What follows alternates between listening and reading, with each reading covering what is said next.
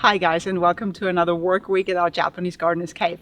For those who are new to the channel, I'm Teresa, and this week we're starting with the autumn cleanup, which includes various jobs which you will see in the video. However, before we get started, you get one more chance to look at these autumn colors. So this is now about a week after we filmed the second autumn garden tour, and these are the last maples that have pretty much still all the leaves, and so I thought I'll let you have another look before they drop.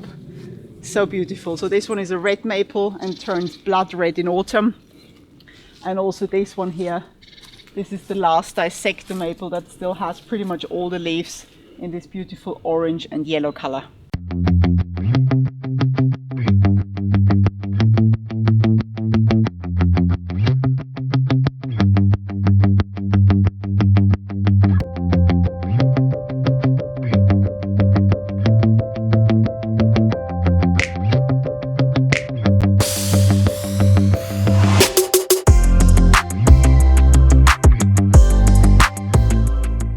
So guys, we are starting slowly our autumn leaf cleanup.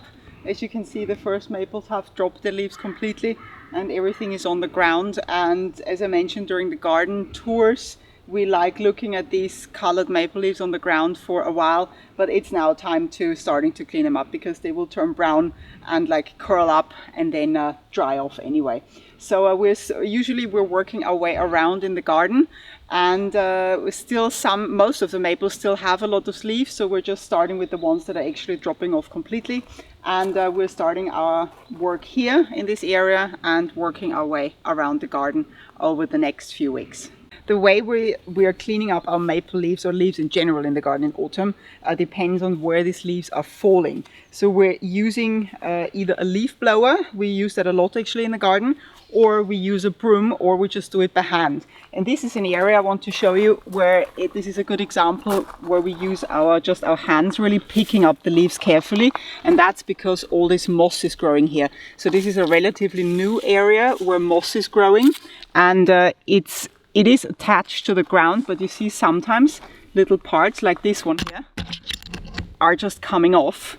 This is just because it was a bit dry recently, and so I just pushed that back on. And if we would like leaf blow that, we may blow those bits away. Also, if we would use a broom, we may broom those bits of moss away. So this is why for areas like this, we just pick those leaves up by hand.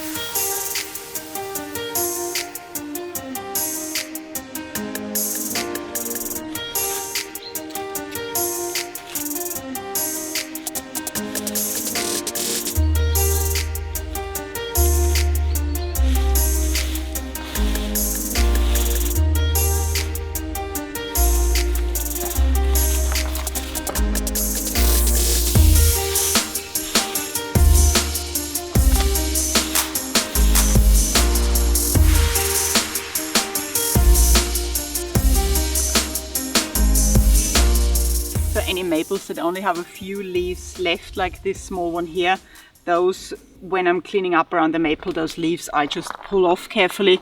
They usually come off easily because they would drop anyway, like the next day or so.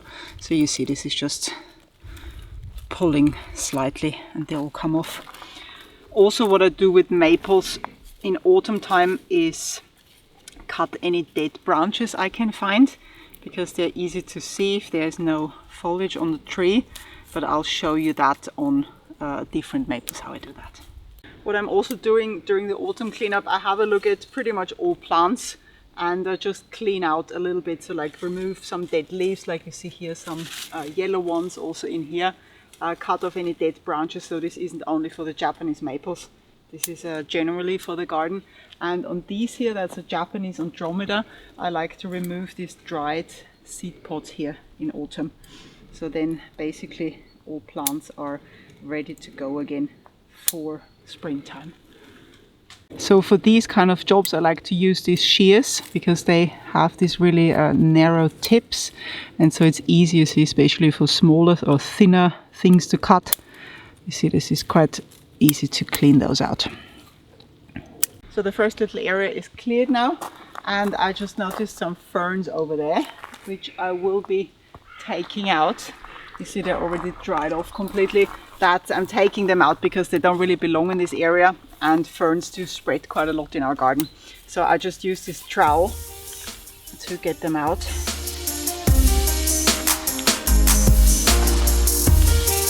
Like this.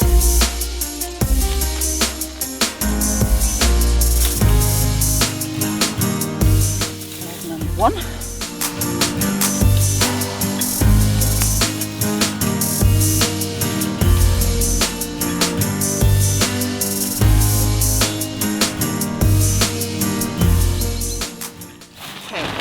Ferns in. Also what I do in areas where we have moss, like here, I weed as I go with cleaning up in autumn. I mean, weeding is something that happens all year round anyway, but in autumn, like I do one last run so everything is clean over the winter and spring. Like you see here, there's one horsetail we don't want here. And the last thing back there, I noticed, maybe you remember from the spring garden tour, the summer garden tour, that we had a lot of maybells growing here. We didn't plant them, they just grow here. And you see they're all dried off. So I'm just gonna snip those dried leaves, and then this entire area looks nice and clean.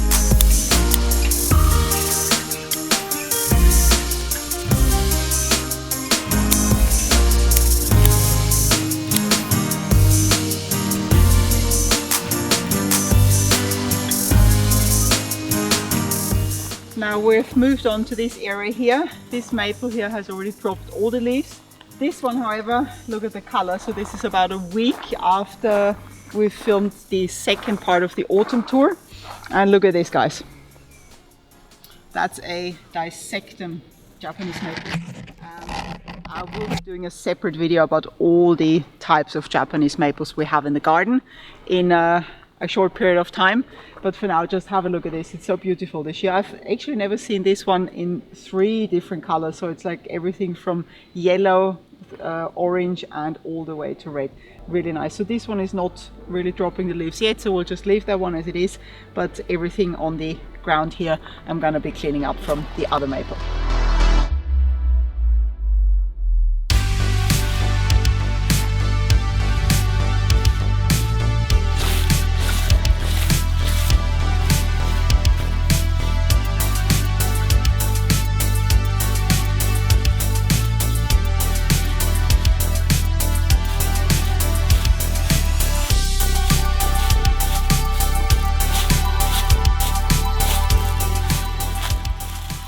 So this area is nice and clean for now until this maple will start to drop, but that's not yet the case.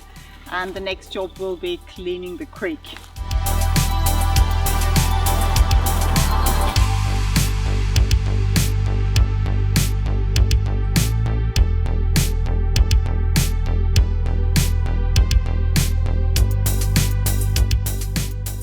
This is our dry creek, and I clean this creek 1 to 2 times per year. It depends on how many needles fall down. So most of these needles are coming down here. You can see on the bottom, they come from the big black pine that is like kind of behind you guys. And I'll always try to clean up so that I do not move too much gravel around. So this is why I use brooms like those, so they're made of a natural material, and I will just go over and broom these needles down and then pick them up.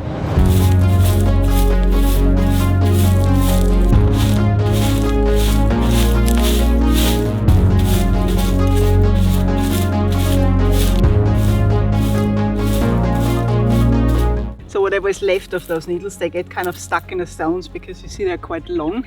And I pick the rest just out by hand, also underneath the rocks. And like this, it takes a bit of time, but like this, the gravel doesn't get moved too much, and also the moss that we have, especially in the lower bit of this creek, doesn't really get any damage or broomed away. Also, whilst I'm picking out these needles, I'm weeding. You see we got a few weeds growing here. Also here, this is something I do really all year round, but here I do a last round of weeding also before the winter is starting, so that everything is nice and clean and ready to go for spring.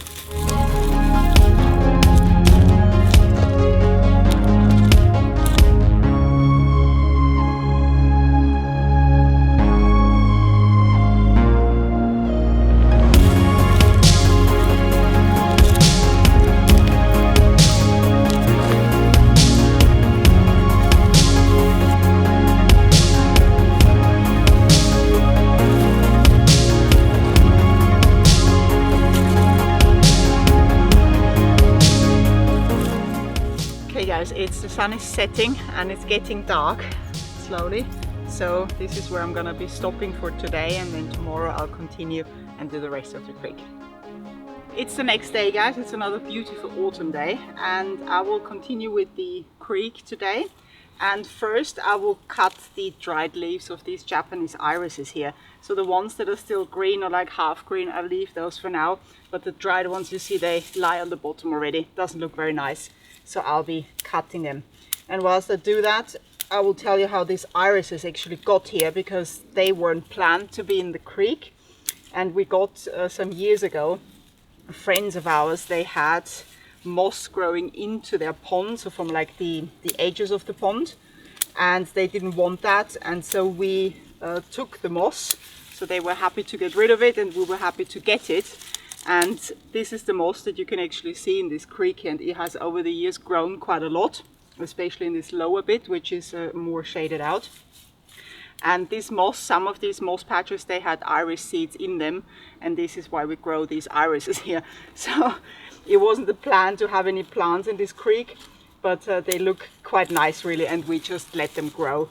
I do, however, reduce them every year, because otherwise they spread too much. They also produce seeds, of course, and these seeds, I do find them everywhere in the creek, in this area where little irises are starting to grow. So those I pull out, because we do not want this creek to be overgrown by irises, but the few that are here, they can just stay here.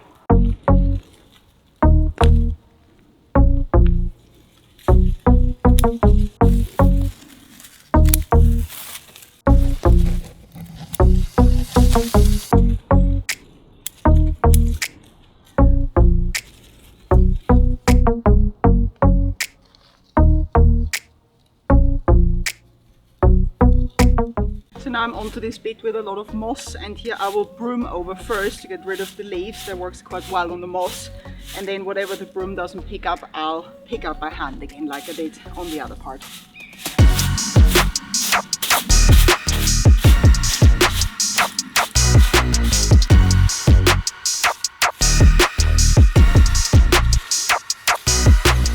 So I'm done with the creek all the way to the bridge here. And I was going to do the last little bit here, but looking at these maples, they still have quite a lot of leaves on, and you see most of the leaves, they fall actually into the creek. So in order to save me doing the same job twice, I decided I will leave this bit of the creek and wait until these maples have dropped all their leaves in, I don't know, maybe a week or two, and then finish the rest. What I will be doing, however, is going back up the creek to the little pond we have and cut some of the water plants that have dried already.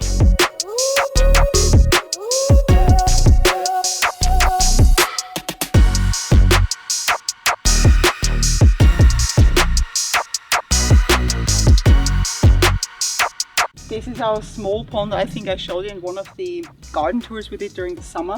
And this pond holds about 1,000 liters of water. That's about 260 gallons of water. We normally I clean the plants in springtime.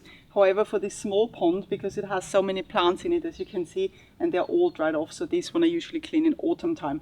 And I'm just cutting the plants as far down as I can reach. I will not step into this pond because there's too much wildlife in there. We got like snails and some frogs and other bugs and animals living in the pond, so I avoid stepping in. And what I use is just normal household scissors, because they most likely will get wet, and I don't want my Japanese gardening tools to get wet for this job. So I'll be starting kind of here and then work my way around to the reeds you can see at the back there, and see how many plants I can reach. I hope all of them.